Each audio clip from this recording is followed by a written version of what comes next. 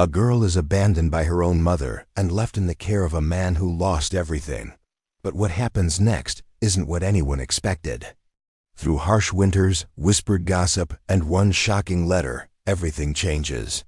Thank you so much for watching and for all your comments.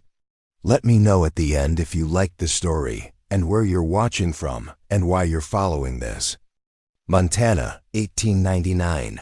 The bitter cold of winter had settled over the vast plains as Emma Sullivan, barely 16, stood trembling beside her mother outside a weathered ranch house. Her threadbare coat offered little protection against the biting wind.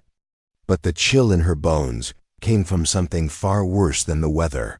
Her mother, Clara Sullivan, a widow driven to desperation by poverty and alcoholism, had just finalized a deal with Jacob Miller, a gruff widowed rancher in his 40s. The transaction was simple. Emma would work as his housekeeper and help with the ranch in exchange for a single chestnut mare, a horse that would allow Clara to travel west, where she claimed better prospects awaited. You'll have a roof over your head and food in your belly, Clara told Emma without meeting her eyes, the reins of the horse already clutched tightly in her hand. That's more than I can promise you. Emma watched in stunned silence as her mother mounted the horse and rode away without a backward glance, leaving her daughter with a stranger in an unfamiliar place. The rancher, Jacob, stood awkwardly on the porch, his weathered face unreadable beneath his thick beard. The house needs tending, he said gruffly. I'll show you where you'll sleep. The small room at the back of the house was sparse but clean. A narrow bed, a wooden chest, and a small window overlooking the vast expanse of the ranch. Emma placed her single bag of belongings on the bed and fought back tears. She was alone now, truly alone. The first weeks at the Miller Ranch were a blur of endless chores. Emma rose before dawn to prepare breakfast, spent mornings cleaning the neglected house, afternoons helping with whatever ranch work Jacob deemed appropriate for her, and evenings cooking dinner before collapsing into exhausted sleep. Jacob spoke little, offering only brief instructions and occasional grunts of approval or disapproval. One evening, as Emma served a stew she had prepared, Jacob broke the uncomfortable silence. You cook better than my late wife did, he said, then immediately looked away, as if embarrassed by the admission. Thank you, Emma replied quietly. It was the first real conversation they had as winter deepened. Emma discovered Jacob's 8-year-old son, Thomas, who had been staying with a neighboring family since his mother's death 2 years prior. The boy returned home with reluctance, eyeing Emma with suspicion. Are you going to be my new mother? He asked bluntly one morning. No, Emma replied, kneeling to meet his eyes. I'm just here to help with the house. Thomas nodded, seemingly satisfied with her answer. My pa doesn't smile anymore. Not since Ma died. Emma watched as the boy went outside to help his father with the horses. Through the window, she observed Jacob's gentle patience with his son, a stark contrast to his gruff demeanor with her.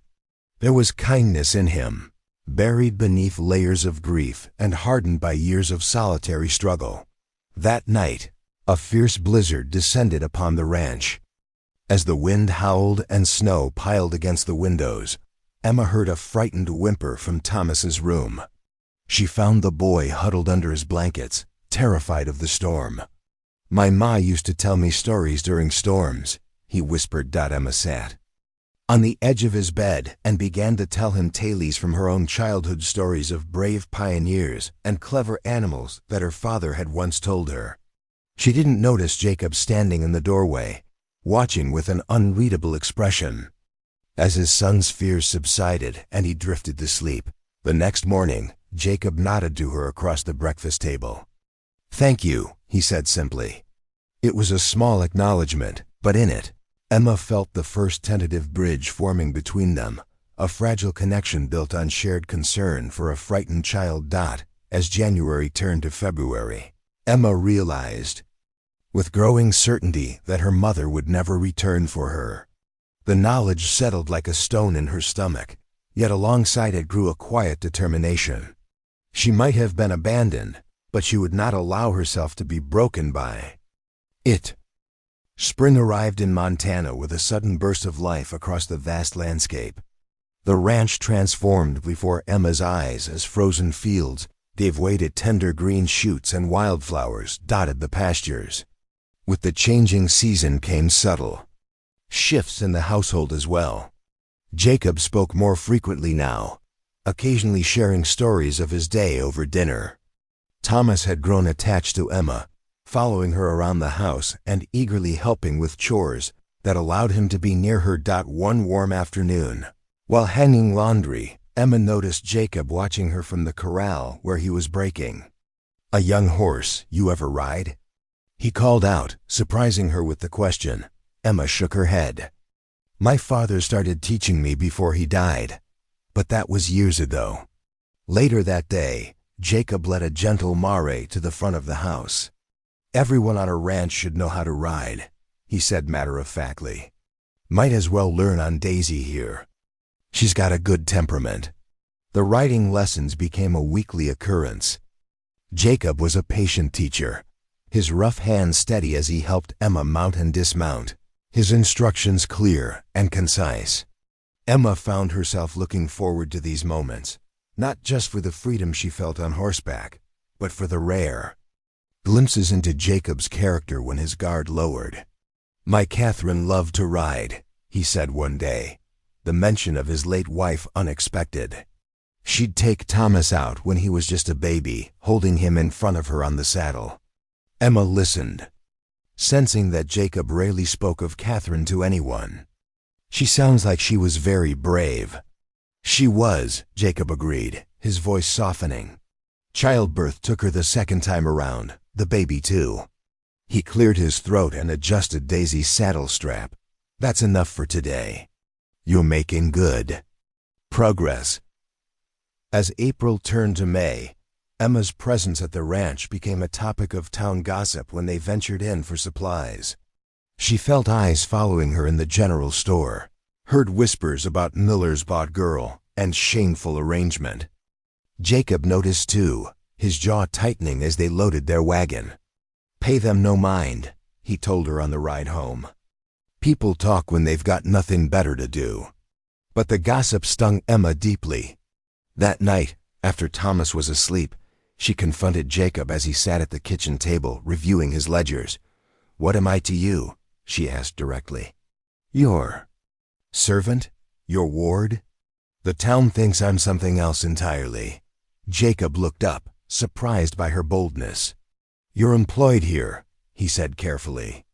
"Your work's been fair compensation for your keep." "My mother sold me to you," Emma said, the words bitter on her tongue. Like livestock, Jacob closed his ledger slowly. "I never saw it that way. Then why did you agree to it?" He was silent.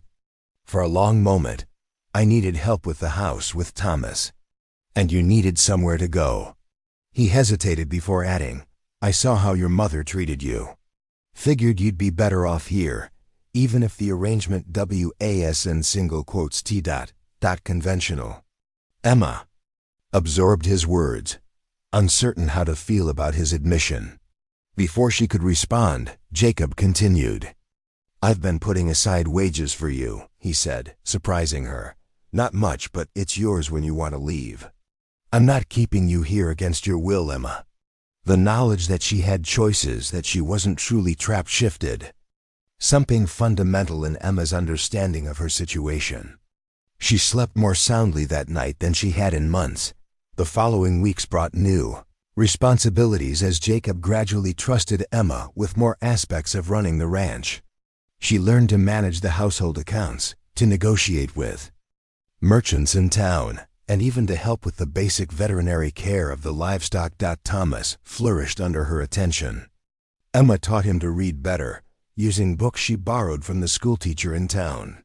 In the evenings they would sit on the porch, sounding out words together while Jacob smoked his pipe and occasionally corrected a particularly difficult pronunciation. One night, as Thomas slept and Jacob and Emma sat in comfortable silence on the porch, A rider approached the ranch house. Emma recognized the sheriff from town, his expression grim even in the fading light. "Evening, Miller," he called, dismounting. "Miss Sullivan." "Sheriff Daniels," Jacob acknowledged. "What brings you out this way?" The sheriff removed his hat. "Got some news that concerns Miss Sullivan here." He turned to Emma. "Found a woman matching your mother's description down in Colorado Territory. She was caught trying to sell a stolen horse. She gave your name as next of kin." Emma felt the blood drain from her face. "Is she?" "She's alive, but she's facing jail time," the sheriff explained. "Asked if you might come and speak on her behalf at her hearing next month." Jacob's hand found Emma's shoulder, a steady presence. As she processed the news, "You don't owe her anything," he said quietly. "I know," Emma whispered, tears threatening. "But she's still my mother." After the sheriff left, promising to return with more details about the hearing, Jacob and Emma remained on the porch. The night had grown cool, and Emma wrapped her arms around herself. "I'll go with you," Jacob said suddenly. "If you decide to go."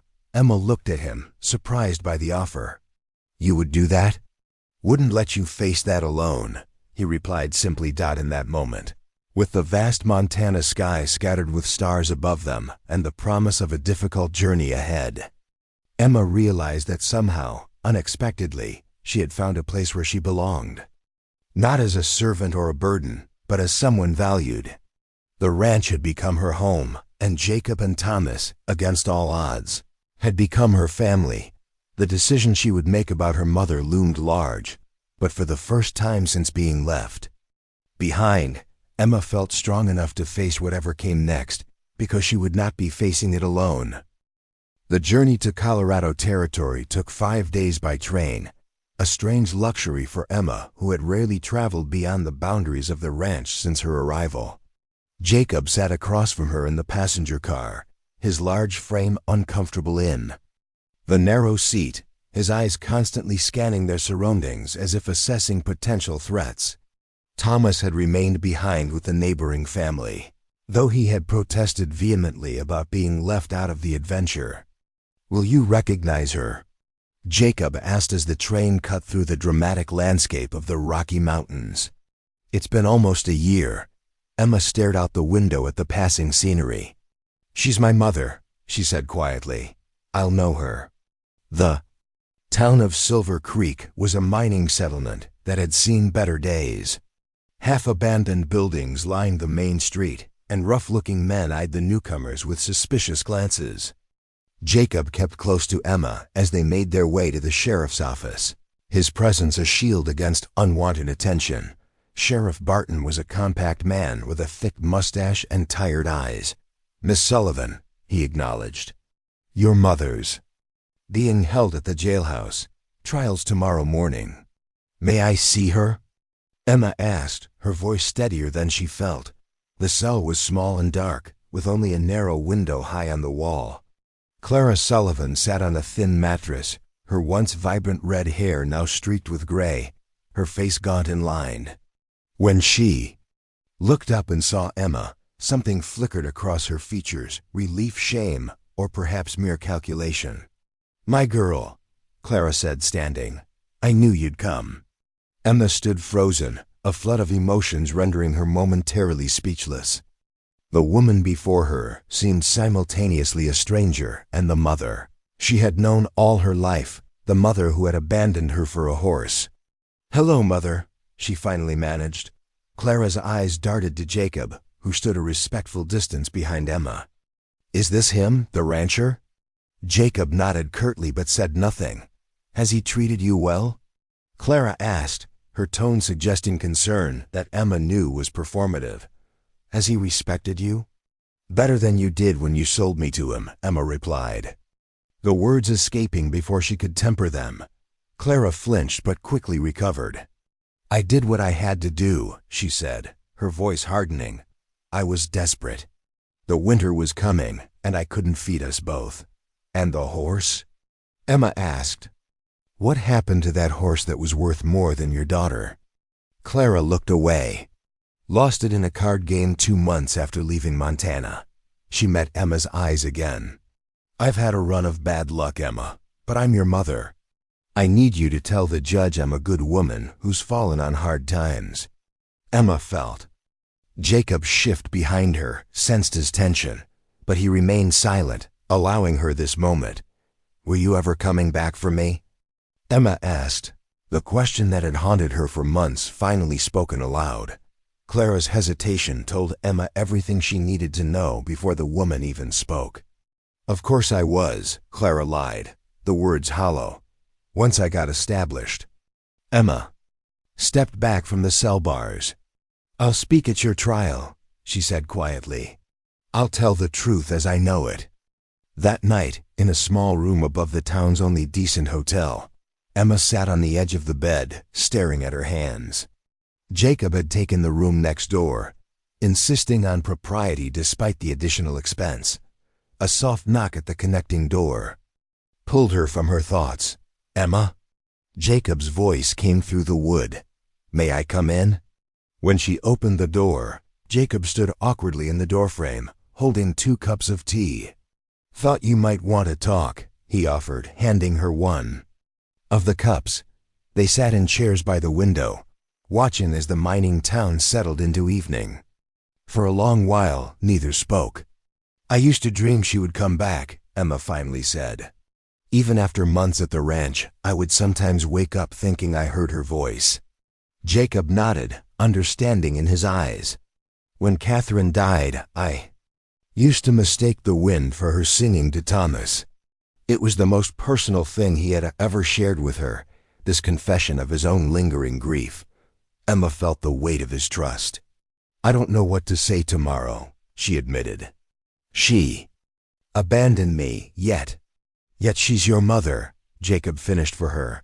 Family is complicated. Emma looked at him, this man who had entered her life through such unusual circumstances, who had gradually shifted from employer to something she couldn't quite define. Yes, she agreed softly, it is. The courtroom the next morning was sparsely attended a few curious locals, the sheriff, a harried-looking judge, and the prosecutor who had caught Clara trying to sell the stolen horse. Clara looked smaller in the daylight. Her confidence from the previous day diminished. When Emma was called to testify, she walked to the front of the courtroom with her back straight, feeling Jacob's supportive gaze following her.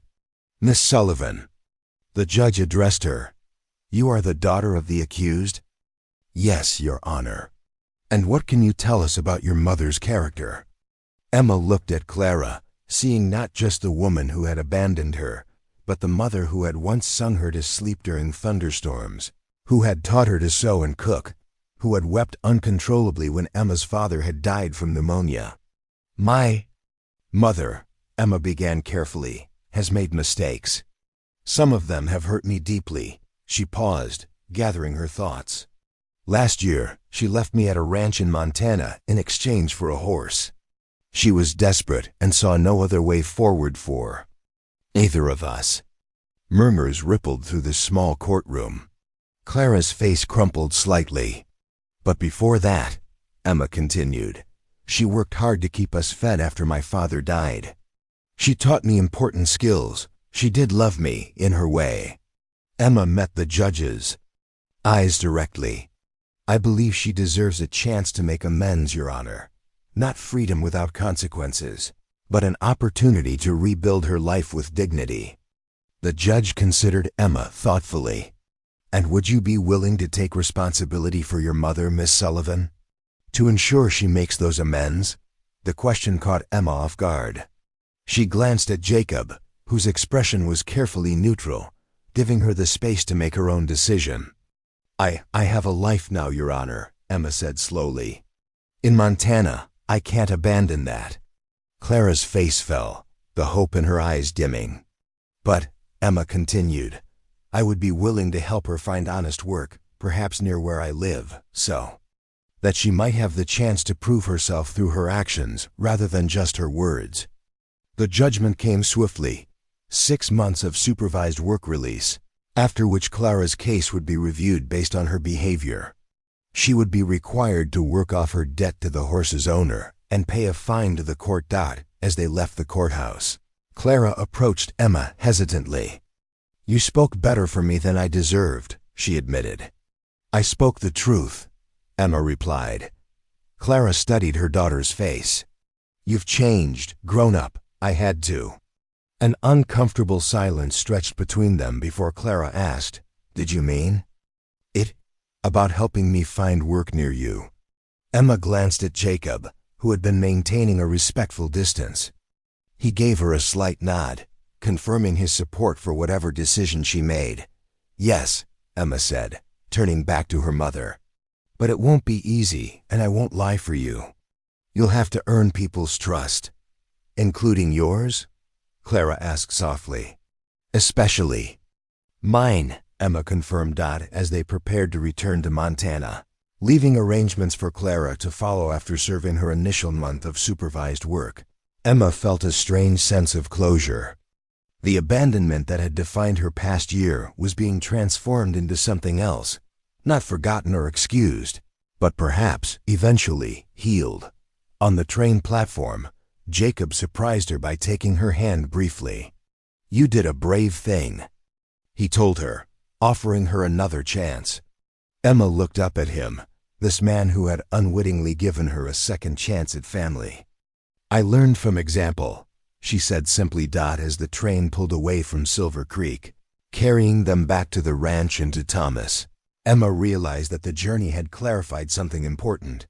Home was no longer a place she had lost, but a place and people she had found. Autumn painted the Montana landscape in rich golds and deep reds as Emma stood on the porch, watching Thomas race across the yard to greet Jacob, who was returning from checking the far pastures.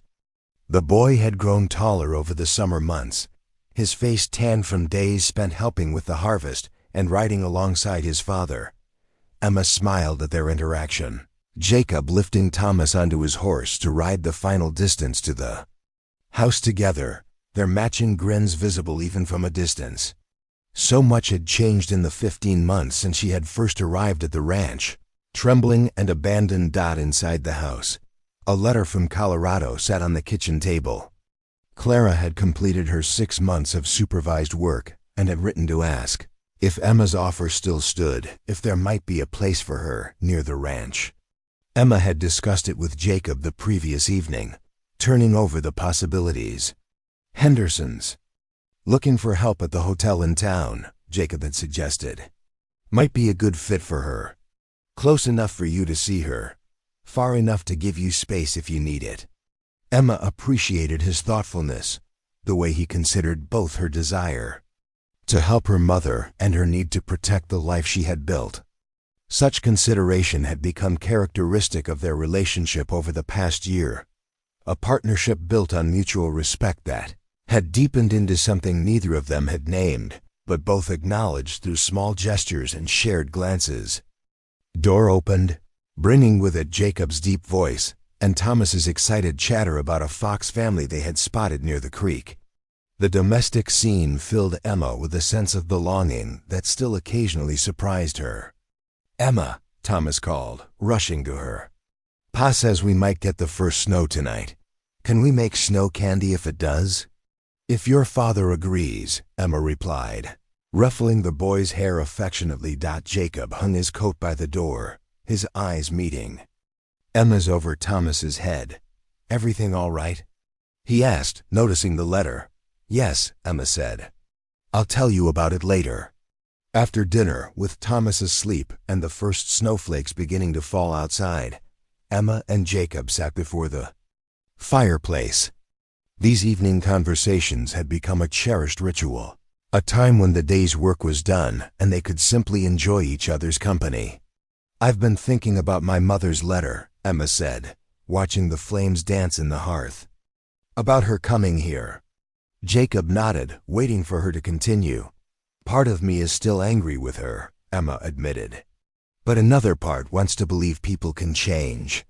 "They can," Jacob said quietly. "I have." He looked at her directly. "I was a different man before you came here, Emma. Harder. Closed off. Thomas was suffering for it." Emma felt a flush rise to her cheeks at his honesty. "You've changed me too," she confessed. "Given me confidence I never had. Taught me I have value beyond what others decide." Jacob shifted in his chair, suddenly, appearing nervous, an unusual state for the typically stoic rancher. "There's something I've been meaning to discuss with you," he said, his voice lower than usual, "about your position here." Emma tensed slightly, uncertain of his meaning. "When you first came, the arrangement was—" He paused, searching for the right words. "Unusual. Inappropriate, even. You working here as my housekeeper, living under my roof. The town gossip wasn't entirely wrong to question it." "Jacob," Emma began, but he held up his hand. "Please, let me finish. This isn't easy for me." He took a deep breath. "Over this past year, you've become essential to this ranch." To Thomas, he met her eyes. "To me." Emma's heart quickened as Jacob continued. "I respect you too much to keep things as they are. The wages I've been setting aside for you, they're substantial now. Enough for you to make your own way if that's what you want. Buy a small place in town, perhaps, or ... or..." Emma prompted when he hesitated. Jacob stood and moved to kneel beside her chair, taking her hand in his. The gesture was so unexpected, so contrary to his usual reserved nature, that Emma felt momentarily breathless. "Or you could stay," he said, softly, "not as my housekeeper, but as my wife. If you wanted that."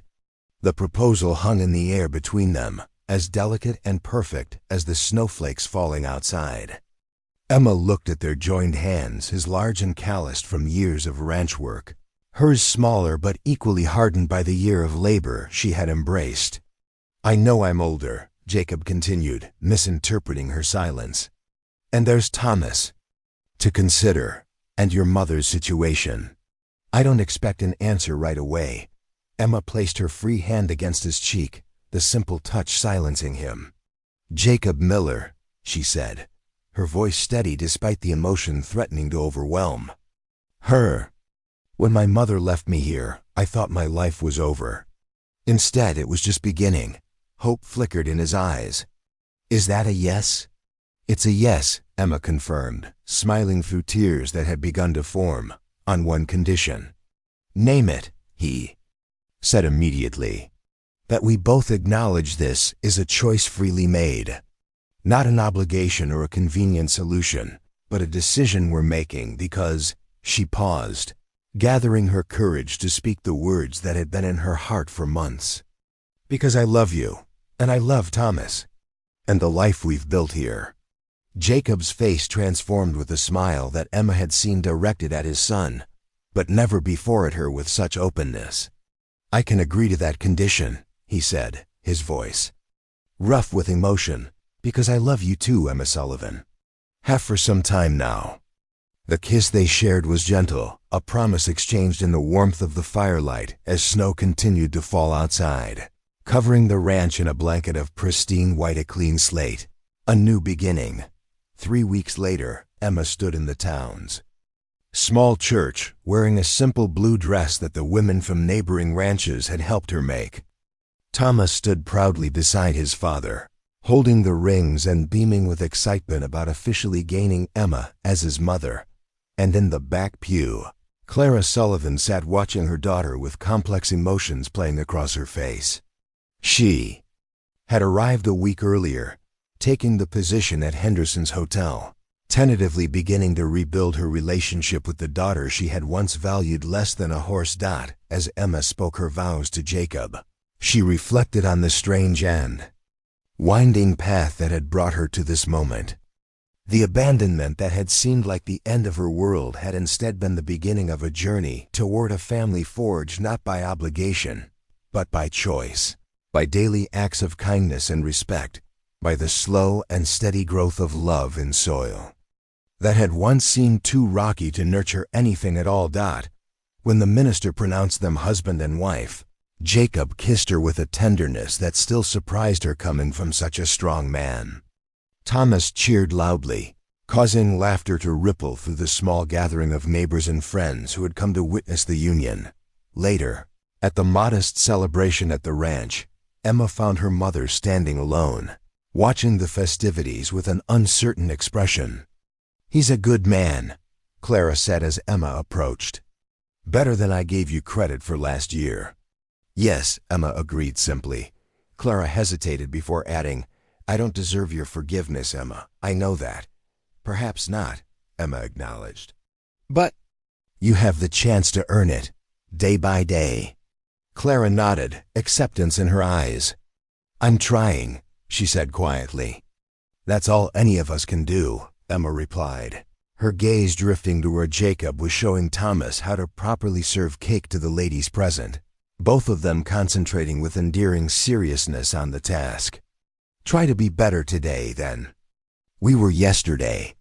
As winter settled fully over Montana, Emma Miller found herself at the center of a family that defied conventional beginnings. A husband who had purchased her freedom with a single horse, a stepson who had taught her heart to open again, and a mother who was slowly earning back the right to claim that title. On Christmas Eve, as the three of them soon to be four.